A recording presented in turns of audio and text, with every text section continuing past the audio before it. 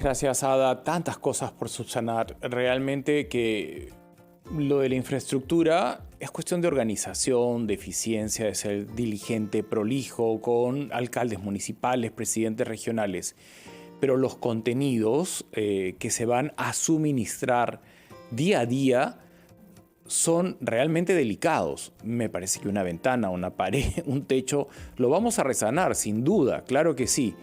Pero ¿qué tipo de preparación recibieron los profesores para atender a la población que está volviendo después de 2 años de confinamiento? Estamos con Carla Gamberini, quien nos ayuda a reflexionar al respecto. Gracias, Carla, por estar con nosotros en Encendidos. ¿Qué tal, Mauricio? Buenos días. Gracias por el espacio. Es predecible que los niños pueden llevar una irritabilidad, un estado de ansiedad o quizás una pena porque perdieron a un abuelo durante la pandemia y un sinnúmero de situaciones que nos ha generado la pandemia y que no ameritan una atención rutinaria, ameritan detenerse y uno va a la escuela precisamente a encontrar un desarrollo integral. ¿Percibes que nuestros maestros han recibido esa preparación para este momento? ¿Se les capacitó, se les dio herramientas potentes? Me quedo un poco preocupado porque hasta ayer la estadística era que el 80% de colegios del Estado no contaban con un departamento de psicología bien implementado, es decir, con psicólogos especializados en el tema. Sí, a ver, lo primero que hay que saber es que al retornar a clases no podemos seguir el mismo currículo que veníamos siguiendo prepandemia. Se tienen que priorizar aprendizajes fundamentales y se tienen que priorizar la salud socioemocional, que es la que tú mencionas, Mauricio. Entonces, ¿qué se puede hacer desde la escuela y qué se tiene que hacer? Lo primero es, efectivamente, existe una carencia de psicólogos. Ayer Salud con Lupa sacaba un reporte que menos del 10% de colegios efectivamente cuenta con un plantel con psicólogos. Y esto es bien interesante porque a pesar que hubiera presupuesto, tampoco es claro que existe tanta disponibilidad de psicólogos en el país como para reclutarlos y que entren a las escuelas. Entonces, esa es una solución que definitivamente hay que atacar a mediano y largo plazo. Pero ¿qué podemos hacer hoy a corto plazo? Y tú has dado en la clave al indicar maestros. Los maestros están en la escuela. Entonces, ¿qué tenemos que hacer? Tenemos que darles los recursos para que puedan atender la salud socioemocional de los estudiantes. Hoy debemos priorizar las horas presenciales para trabajar temas como resiliencia, responsabilidad, empatía, dar soporte. ¿Qué hacen algunas escuelas, por ejemplo? Hacen un diagnóstico de cómo están llegando los chicos, quiénes sufrieron pérdidas familiares, quiénes están teniendo crisis de angustia o de estrés, y con ese diagnóstico realizado, evidentemente conversando con las familias, podemos atacar de manera más específica. Hay países que han diseñado guías también de protocolos para mejorar la salud emocional. Entonces, Carla, hoy tenemos muchos protocolos has mencionado contra el COVID. una palabra que puede sonar tan lejana, resiliencia, ¿no? Y que en la pandemia, gracias a aferrarnos a esos hábitos de vida y consolidar nuestra resiliencia, que la tenemos, pero hay que cultivarla, hemos sobrevivido. Suena lejana, pero me parece que has dado en el centro el blanco de cómo trabajarla, con qué hábitos de vida. Pero todos, o sea, todo el núcleo familiar, el que te ha tocado, si es una abuela, si es un tío, si son 2 papás, si es uno. Permíteme, por favor, ahondar en ese tema solo en segundos. Retomamos. Con el apoyo de Banco Interamericano de Desarrollo y Banco Mundial.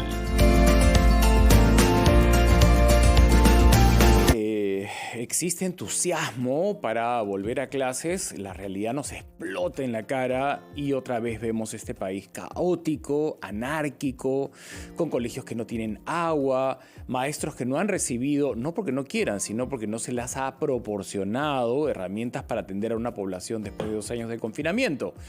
También absolutamente desintegrados. Lo que pasa en Pucacuro no es lo mismo que ocurre en Huancavelica. En Huancavelica hay niños que usan la sequía como baño y esto ocurre hace años y nadie los ha atendido. En Pucacuro un maestro tiene que navegar 5 días para llegar a su centro de labores y se tiene que quedar a convivir en esa comunidad. un plan integral, sólido, donde todos sepamos qué hacer, no se percibe. ¿Por qué no se hizo? Lo lamentamos. Creo que en gran parte es estar cambiando permanentemente de ministro de Educación. Y frente a este vacío, a este doloroso desorden que nos afecta a todos, aparecen desde la sociedad civil especialistas como Carla Gamberini, que nos habla de la resiliencia. Y para muchas personas les sonará rarísimo, y nos habíamos comprometido porque era importante en esta etapa de la presencialidad y bueno, y en toda la vida, pero ahora más que nunca. Carla, te escuchamos. Sí, Mauricio. A ver, resiliencia es poder adaptarse, adelantarse y tener las herramientas para estar preparados frente a situaciones de adversidad. El COVID ha sido una de las situaciones de adversidad más grandes que los niños, niñas y adolescentes han tenido que enfrentar ahora, y las consecuencias de ello hoy tienen que ser tratadas en la escuela. Entonces, ¿cómo fortalecer resiliencia? Primero, darle el tiempo presencial para trabajar eso desde las tutorías. En las escuelas que se cuenten con psicólogos, efectivamente, intervenir, pero también trabajar con las familias. Así como tenemos protocolos para trabajar el COVID, por ejemplo, necesitamos protocolos para identificar las crisis en niños, para prevenir que sucedan y articular con los docentes. Entonces se necesitan recursos que los docentes tienen que usar para ello, guías, protocolos, y que no son tan nuevas. Otros países ya las diseñaron y es importante trabajarlas. Se necesita fortalecer los horarios de tutoría también. Lamentablemente no tenemos tanto espacio para uno a uno, pero sí vamos a tener espacios para trabajar temas grupales, por ejemplo. Entonces hay que trabajar eso desde las escuelas y hay que priorizarlo con planes de las escuelas, pero también con políticas nacionales y locales. Bien, ahora, ¿crees desde tu experiencia que es viable, por ejemplo, recuperar el tiempo perdido los sábados? Alumnos, padres de familia y comunidad en general, ¿podrían hacer algo los sábados? Porque el desfase, te consta, con relación a los otros escolares de la región es enorme. Ellos están en presencialidad desde hace tiempo, nosotros no. Sí, creo que es urgente aprovechar el máximo tiempo posible para que la máxima cantidad de estudiantes puedan regresar a la escuela. Entonces, yo diría, antes de pensar en planes los sábados, deberíamos pensar en modificar el aforo en la norma. Deberíamos pensar en el 100% de estudiantes ya en las aulas en tiempo presencial. ¿Por qué? Porque las escuelas no son focos de contagio y puede suceder esto. Ya tenemos otros servicios con 100% habilitados. Luego de ello, si es que hay que pensar en talleres específicos para trabajar ciertas habilidades y se tiene presupuesto para trabajar con docentes los sábados, ¿por qué no hacerlo? Pero creo que lo primero es aperturar esta norma para que más niños tengan la posibilidad de presencialidad. Y hay una enmienda pendiente, de acuerdo a la opinión de los especialistas. Si un niño da positivo, el que da positivo se va a su casa, no toda la clase. En términos de legalidad, lo que está publicado en El Peruano resulta contraproducente para el resto de alumnos. Ojalá se pueda hacer esa enmienda en el corto plazo.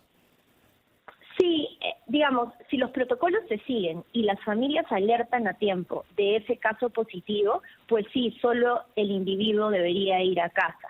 Sin embargo, como estas alertas y estas comunicaciones entre escuelas entre escuelas y familias a veces no son tan activas, digamos, se podría pensar en grupos de focalización de cuarentena.